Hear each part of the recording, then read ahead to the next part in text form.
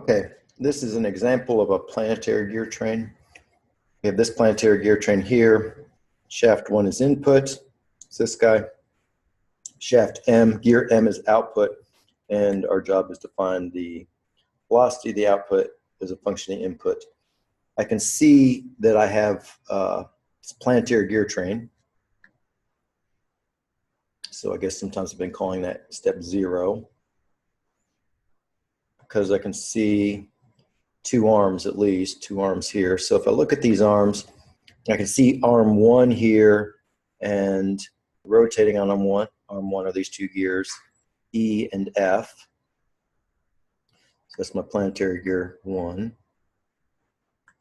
And then I can see a second planetary gear train associated with this arm 2. See, they're separate arms, so I'll have to treat these as separate planetaries. And there's one of the gears, and there's the other planet gear. So these would be planetary gear train 2.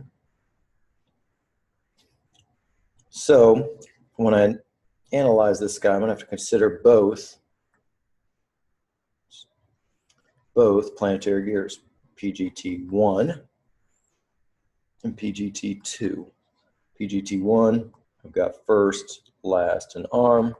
I have to decide. Planetary gear train 2, I've got first, last, and arm that I have to decide. I'm looking for M. M is a rigid body attached to L. L looks like it's part of this planetary gear train too. So I'm going to choose L. Well, actually, I'm going to choose L. It's part of planetary gear train 2, so I'll work over here. So for planetary gear train 2, I've got arm 2. Let's call that, to shorten it, I'll call that A2. And then I'm looking for the velocity of gear L. So I'm going to stick it there, L. And I know that's equal, that's what I'm looking for. That's equal to the velocity of M. And then I need to choose a gear for F. I could choose either J, H, or K. But if I look at gear J, see gear J is in mesh with gear H, so it's a valid choice. Gear J, though, is compound here with arm 1 or gear C. So the velocity of gear J equals the velocity of gear C. And I can see that gear C is a fixed axis gear in mesh with B, which is a fixed axis gear, which is related to A. So I should be able to find gear A. So I know it. And then in terms of arm 2, it looks like comes down and is rigidly attached to this gear here, which I guess we label as gear G. So that's the angular velocity of gear G. So if I could find gear G, I could find gear L, which is what I'm after. Going back to gear G, G looks like it's part of planetary gear train 1. So if I put G as my unknown here in planetary gear train 1, I'll have to put arm 1 here. Arm 1 is also attached to gear C. So if I can find that guy, I'll know it. That's my logic from before. And then other choices for the other planet for the first gear will be, well, I've already chosen G, so F, E, or D would be this D inner. And it looks like D inner is just part of D, so, and D is in mesh with A. Those are fixed axis gears, so I would probably know D. I could find D. So I'm going to choose D, the inner gear, D58. And that guy is related to gear D, which I should be able to find as fixed axis gear train. So I'm going to come over here and just note that gear D, angular velocity of D, is the angular velocity of the outer part of D, which is 64, also equal to the velocity of the inner gear. I mean, it's just one body, right? So I can write it like so. And it's fixed axis with gear A, so I can write angular velocity of D with respect to A is negative NA over ND, which is negative 36 over 58, or omega D is this negative 36 over 58 times omega A. So I've got that, knowing omega A, or the input. And similarly, omega C is given as the ratio of omega C to omega A is I'll start in the denominator. Omega A is compound with omega B, but it drives it. So 1 is 1. And omega B is meshed with omega C. So I just have to worry about this guy. So that's negative NB over NC.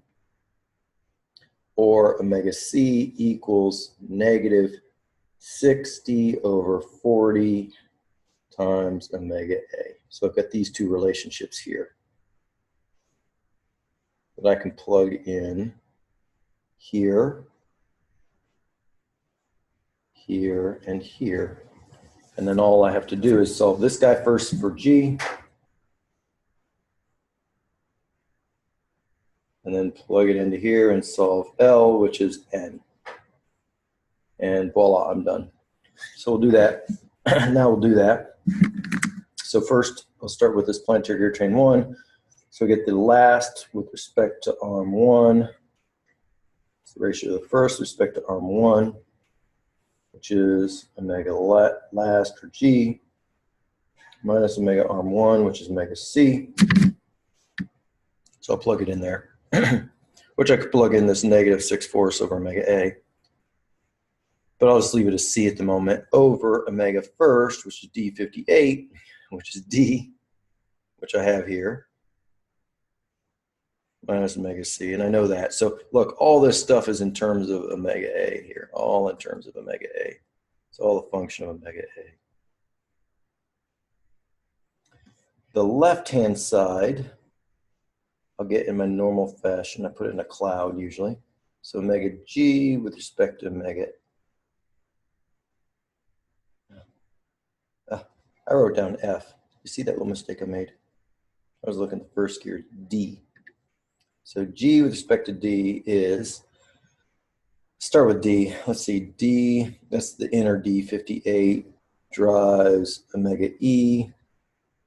Omega E drives omega F. Omega F drives omega G. That's 1. These are both internal gear trains, so it's plus ND58 over NE and NF plus NF over NG. And that whole thing equals, I guess I need to write this out here. So I'll write it here. It's equal to 58 times 26 all over NE 18 times omega G 66. That's my ratio. So I need to solve for omega G. So let me stick in. I've got a calculator open up here. Plug those in. That's 58 times 22 divided by 18 divided by 66, or 1.074.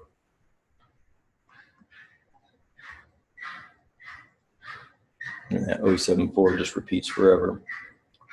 So omega G equals 1.074 times omega D minus omega C plus omega C. And I can plug in corresponding values here for D and corresponding values here for C, and that puts the whole thing in terms of A. So I've got omega G. Next, I need to solve planetary gear train 2. This is PGT1. Now I got to do PGT2. So I've got omega last, or L, with respect to arm 2, over omega first, which is J, with respect to arm 2, equals omega last, L, minus omega G, what's that right here, because that is arm 2, over omega first is omega J, minus, which is omega C.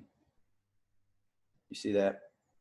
You know what? Let me just to make sure you got it, I'm going to write this as A2, which is omega G, and that equals omega C.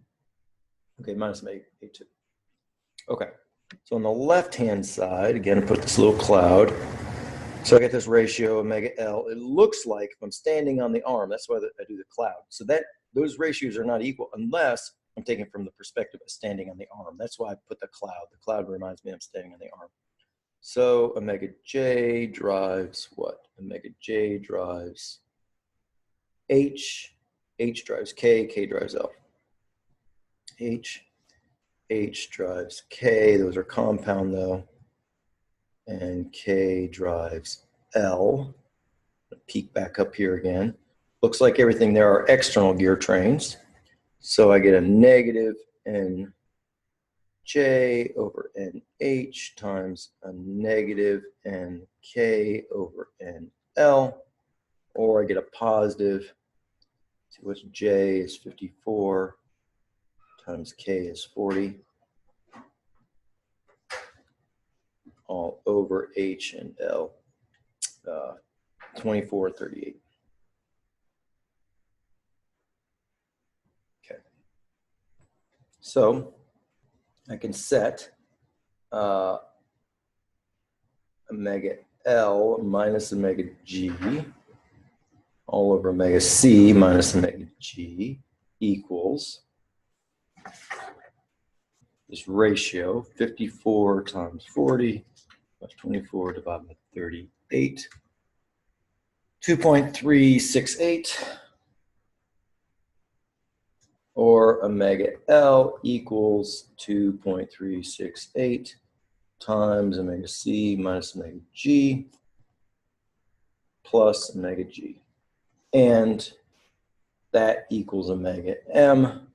And then finally, I can write in everything in terms of omega A by plugging in omega G, by plugging omega D, omega C, plug all those things in.